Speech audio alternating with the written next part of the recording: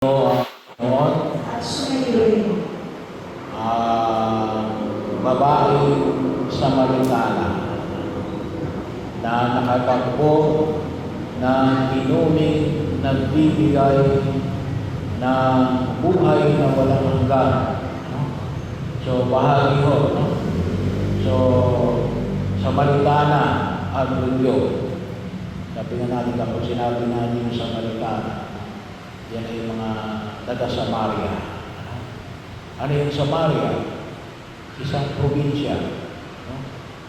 Isang probinsya na noong panahon ni Hari David at ni Hari Solomon ay kasama sa isang buong Israel.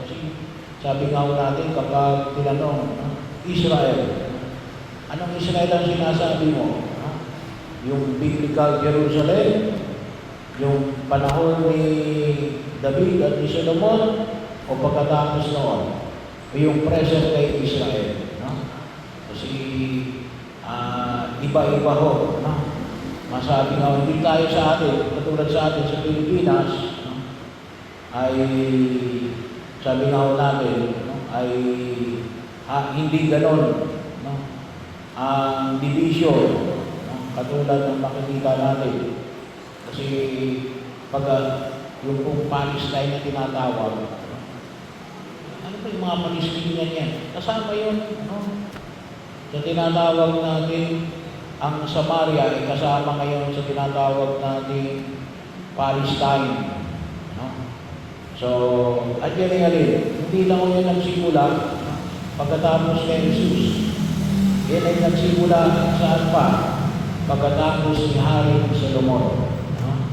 Na nahati ang Israel na tinatawag natin the Northern Kingdom, pataas, mula Jerusalem pataas, at yung Southern Kingdom, no?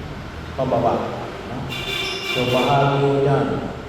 Yung bahagi ngayon ng Bethlehem ay kutusin, ay kasama sa Southern Kingdom, na ngayon ay tawagin natin na alin, nakasama sa PLO, Palestinian Palestine Liberation Office. So hindi pa bansa. Pero para lang maintindihan natin, pero sila ay alin, lahat sila kumususin, mga Israelita, galing sila sa isang sa isang stock, kung tawagin natin. Kaya makita ko natin. At ito ay isa sa natalpo na si Jesus ay pumunta kasi madadaanan, may mga lugar na kapag pumunta ka sa Jerusalem, madadaanan mo ang Samaria. No? Kaya nandun sila. At ay yun yung pamamaraan na kanyang ginamit para makausap niya yung babae sa Samaritana. Kaya di ba makikinig? Sabi nga, bakit kinakailangan pagpapaalam na Jesus sa Samaritana? Kasi sa atin dito, sa balon natin, kalimitan ng mga balon natin, ay, well, may hukay lang, tapos mayroon na rin kung tawagin natin ay pangsalo, no? Nakabalik na doon sa tinatawag natin tali. No? 2,000 years ago, dito sa Samaria, mayroong balon, may tubig, pero yung pansalo hindi kasama. No? Yun ay yung ginagamit ng mga Israelita. Yun na rin yung kanilang ginagamit na thunder, yun na rin ang ginagamit nila pangsalo. Kaya, nagsabi sa Jesus na rin, pwede bang makahingi ng tubig? Pero kung natuloy, yun ay ginamit lamang na Jesus para ipahayag na rin na siya yung tubig na nagbibigay ng buhay na walang hanggan. At maliwanag ko, mula ko sa lumang iba, napakahalaga yung tubig. Kahit na ngayon, sa atin ngayon, may panahon na sa sabi nga natin, sa akin naman kasi yung pamantayan ko ng summer, basta pumatak na yan ng asbestos sa akin na, summer na yan.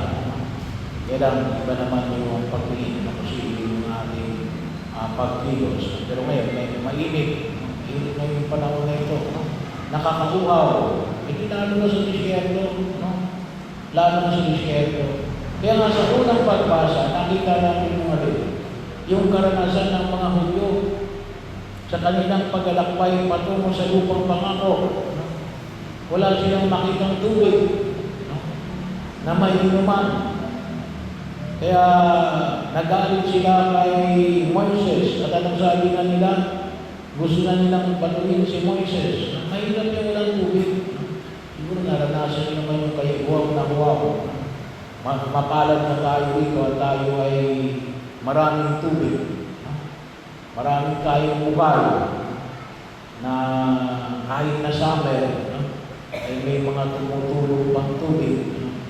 Kaya ay tayo ay magpasalamat sa biyaya na yan. Pagkakataon ng usan. Pero ibig sabihin, yun yung tindi ng karanasan na ikaw ay nakukuhaw. At nais mo na makainom ng tubig. Kaya nga sa lumang diba, nakita namin natin na sa pamagitan ng tungkol ni Moises, pinukpok niya ito sa isang malaking bato na kung sabi nga ang tawag ay Masa at Meriba, si bakit? Nagkalong-kalo yung mga Hudyo. At ano yung kanilang pinagtalunan? Kung ginagabayan pa sila ni Yahweh. Bakit? Walang tubig. Walang tubig. Kaya, bahagi yun na kung saan ay binigyan naman sila ng Diyos sa pamagitan ni Moises. Na maliwanag natin na hindi sila pinababayaan ng Diyos. Napakalaga yung tubig. Paalala rin mo sa atin yung panahon na ito. Sabi mo ay baka tayo ay dehydrated. Tayo naman ay may tubig, kaya lang baka mamaya ay kapag tayo dehydrated ay kumisa kaya kung tayo nahihilo kasi dehydrated. Marami yung kami sa inaatake sa puso, sa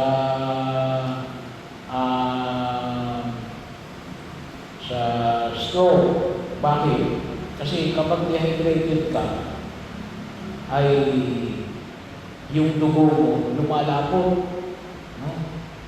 Kapag lumapot yung dugo mo, ay mas prone ka sa heart at stroke attack.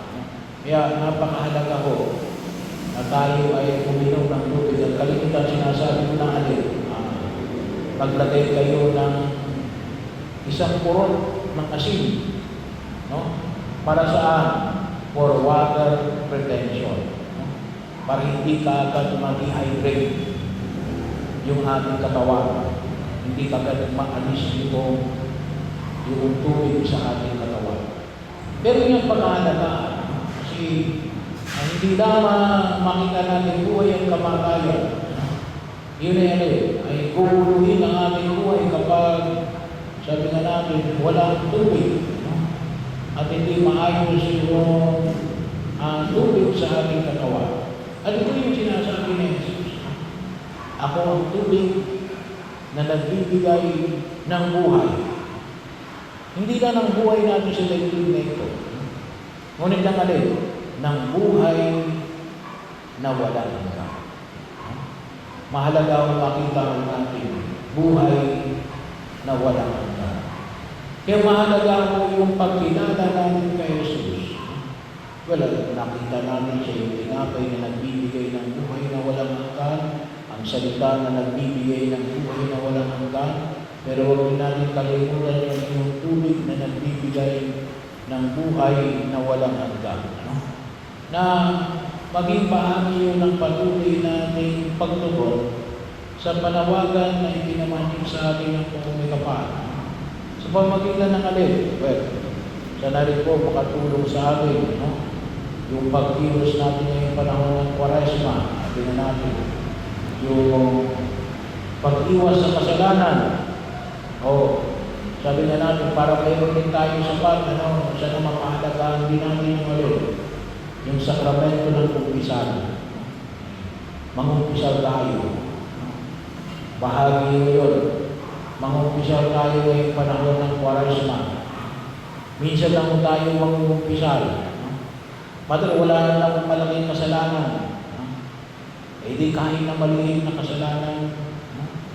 Kasi yan po ay, kung tawagin natin, yan ay sanctifying grace. Yan yung grasya na magpapatuloy sa atin. Kasi kapag baka akala natin, may tubig, pero hindi natin alam, dehydrated pala tayo. Nandiyan sa Jesus. Pero baka mamaya hindi na sapat. Kaya marami yung pwedeng maibigay sa atin yung ating pangungumpisal. Hindi lamang para mag-alis ng kasalanan, maliit man o malaki, ngunit yun ay kapanatagan na hindi natin pakinabangan na inihanda natin ang ating sarili. Maliwanag ko yun na inihanda tayo ng ating sarili. Ano man ang pwedeng mangyari na masabi natin na rin ako ay kay Kristo. At pangatlo, sabi nga natin yung pangungumpisal, para din pakinabangan natin yung panahon na yun kasi may mga bisita ng iglesia na isa ho sa requirement to receive the plenary indulgence, indulgencia plenario. Lalong-lalo na ho, hindi lang para sa atin, kundi para sa mga kapatid natin na yumao. Ano ibig sabihin ng plenary indulgence? Na matulungan natin sila na kung sakali man sila ay may kasalanan na hindi pa nila naibibigay yung katarungan, ay maibsan sa pamagitan ng ating pagtangkap ng indulhensya plenary, lalo-lalo na ngayon sa mga simbahan na pupuntahan natin, lalo-lalo na yung mga tinatawag natin mga shrines. May mga tinuturi. Yung mga shrines na yan ay nagbibigay ng indulhensya plenaria. Kahit na hindi lumilipid, yan ay nagbibigay ng indulhensya plenaria. Katulad yung bawal ng sampo ng shrine, yung sa paki. Shrine yan yung mahal na bere ng turumba. So, mahal yung pagsamahan, yung landayan, yung Basilika ni San Gregorio ng Mayhay. Yan po ay mga shrine, yung cathedral. So, nakalagay naman po yan mga shrine niya.